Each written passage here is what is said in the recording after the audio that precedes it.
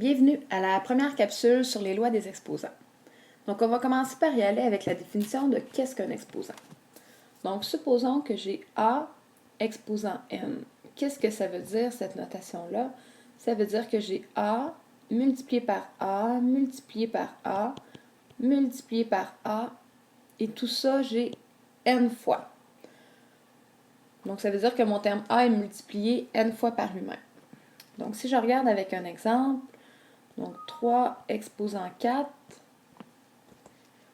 qu'est-ce que ça veut dire? Ça veut dire que j'ai 3 multiplié par 3, multiplié par 3, multiplié par 3. Donc, mon 3, il se multiplie par lui-même 4 fois. Donc, je peux calculer sa valeur, et je sais que 3 exposant 4, ça va donner 81. Donc, peut-être juste faire un rappel ici. Donc, au niveau du vocabulaire, le A ici va représenter la base, tandis que le N ici va représenter l'exposant.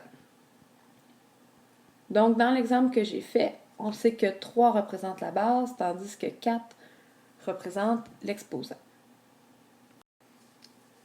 Regardons maintenant une autre définition de la loi des exposants. Si j'ai A exposant 0, par définition, on va dire que ça va être égal à 1. Donc maintenant, comment on pourrait faire pour s'en convaincre? Bon, on peut s'en convaincre à l'aide d'un exemple. Donc si je regarde la suite, 2 exposant 3, je sais que ça va être égal à 8. 2 exposant 2, je sais que c'est égal à 4, pardon. 2 exposant 1, c'est égal à 2. Donc maintenant, à partir de ça, je peux essayer de trouver que vaut 2 exposant 0. Bien, j'ai juste à regarder les opérations qui s'est passées entre chacune. Donc, pour passer de 8 à 4, qu'est-ce qui s'est passé? J'ai fait diviser par 2. Passer de 4 à 2, j'ai divisé par 2.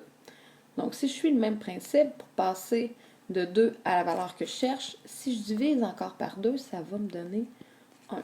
Donc, c'est une façon de se convaincre que A exposant 0 est égal à 1. Donc, pour n'importe quelle valeur de base, si l'exposant est égal à 0, la valeur va toujours donner